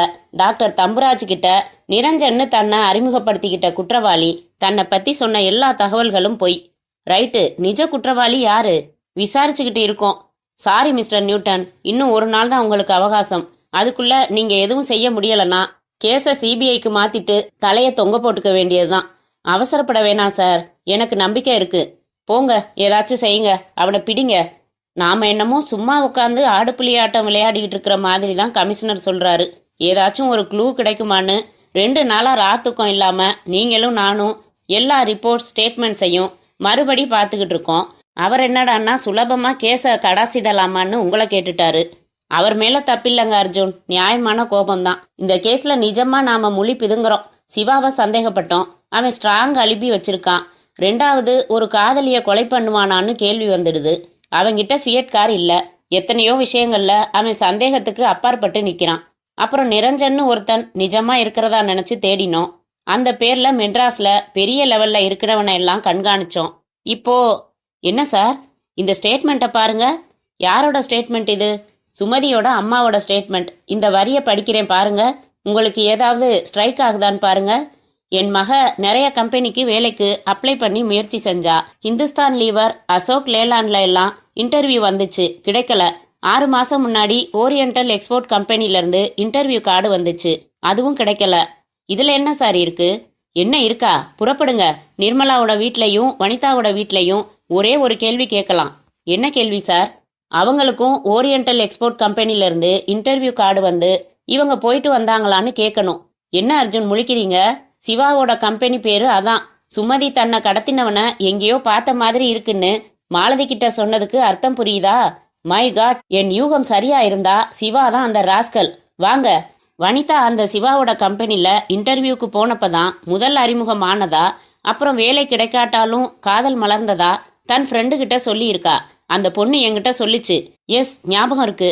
நிர்மலா ஓரியண்டல் எக்ஸ்போர்ட் கம்பெனிக்கு இன்டர்வியூக்கு போயிட்டு வந்தா. ஆனா அங்கிருந்தும் ரிக்ரெட் கார்டு வந்துருச்சு. இந்த தகவல் போதும். அத்தியாயம் 15. மிஸ்டர் சிவா, இனிமேலும் உங்க நாடகத்தை தொடர முடியாது. உங்க கம்பெனிக்கு இன்டர்வியூக்கு வந்த பொண்ணுங்கள்ல வனிதா, சுமதி, நிர்மலாவா செலக்ட் பண்ணி வரிசையா கடத்தி கொலை செஞ்சிட்டீங்க. டாக்டர் தம்புராஜ் கிட்ட நிஜமான உங்க கதையை சொல்லி நிரஞ்சன்னு போய் பேர் சூட்டுனீங்க. உங்க டிரைவரை அடிச்ச அடியில உண்மையை கக்கிட்டான். உங்க பேர்ல ஹோட்டல்ல தங்கினது அவன்தான். முக்கிய சாட்சிகளான மாலதியையும் தம்புராஜையும் கூட சாமர்த்தியமா கடத்தி கொலை செஞ்சிட்டீங்க. Come on, speak up. என்ன செஞ்சீங்க? அவங்கள எப்படி பாடிய மறைச்சிங்க? எதுக்காக சிரிக்கிறீங்க? நியூட்டன் சார் வாங்க என்னோட. எங்க? நீலாங்கரைக்கு பக்கத்துல தான் வாடகைக்கு எடுத்திருக்கிற வீட்டுக்கு. ஏன் வீட்டுக்கு? சிரித்தான். What nonsense! எதுக்கு இந்த விடாமல் சிரித்தான். மை குட்னஸ் அர்ஜுன், என்ன இது? எல்லாரும் உயிரோட தான் இருக்காங்க. கட்டி போட்டு மட்டும் வச்சிருக்கான். முதல்ல எல்லாரோட கட்டுக்களையும் அவுத்து விடுங்க. சிவா, என்ன இது? சிவா சிரித்து கொண்டே, எங்க அம்மா ஒரு நாகரிக விபச்சாரி. அவ என்ன ஆட்டி படைக்கிறதா? அவ கொல்லுன்னு உத்தரவு போடுவா, நான் கொல்லணுமா? மீண்டும் சிரித்தான். விவரமா சொல்லிட்டு அப்புறம் சிரிங்க சிவா. நான் சொல்றேன் சார் விவரத்தை. சொல்லுங்க டாக்டர். சிவா இப்போ ரொம்ப அப்நார்மலா இருக்காரு. அவருக்குள்ள அவங்க அம்மாவோட உத்தரவு குரல்னு அவரா கற்பனை பண்ணிக்கிட்டதெல்லாம் அவரோட அடிமனசுல பட்ட காயங்கள். அவங்க அம்மா மேல உள்ள வெறுப்பு. அழகான பெண்களை கொலை செய்ய சொல்லி இவருக்கு அடிமனசுல இச்சை விதைச்சது இவங்க அம்மாவோட அசிங்கமான வாழ்க்கை. இவருக்குள்ள இருந்த இன்னொரு மனுஷன் இவரோட மூளைய குத்தகைக்கு எடுத்து திட்டம் போட்டு ஒவ்வொருத்தரையும் கடத்திட்டு வந்து கொலை செய்ய தூண்டி இருக்கான். ஆனா இவருக்குள்ளேயே கேக்குற சிவாங்கிற ஒரிஜினல் நல்ல மனுஷன் அதை எதிர்த்து போராடி இருக்கான். கடத்திட்டு வர்றவங்கள மரண பயம் ஏற்படுற அளவுக்கு மிரட்டுறதோட சரி, கொன்னுட்டேன்னு அவங்க கிட்ட சொல்றதோட சரி, யாரையும் கொல்றதில்ல. எல்லாரையும் கட்டி போட்டு இங்க அடைச்சு வச்சுட்டான். இவனோட டிரைவர் தான் இவனுக்கு பக்க பலம். எங்களை எல்லாம் மிரட்டி சாப்பிட வச்சதுல இருந்து இவனை குற்றவாளின்னு சொல்ல முடியாது, நல்லவன்னும் சொல்ல முடியாது. இவனுக்குள்ள டூயல் பர்சனாலிட்டி கிளாஷ் இருக்கு. இது ஒரு பெக்குலியர் கேஸ். சட்டப்படி நீங்க என்ன செய்யணுமோ செய்யுங்க. ஆனா இப்போ சிவா 50% தன்னிலை உணராத நிலைக்கு போயிட்டாரு. அவருக்கு உடனடியா சிவியர் சைக்காட்ரிக் ட்ரீட்மெண்ட் தேவைப்படுது. ஆமா, எனக்கு ட்ரீட்மெண்ட் தேவைப்படுது. எல்லாரும் ஓடி போயிடுங்க, உங்களை கொலை பண்ண சொல்லிடுவா. அவனுடைய சிரிப்பு தொடர்ந்தது. முற்றும்.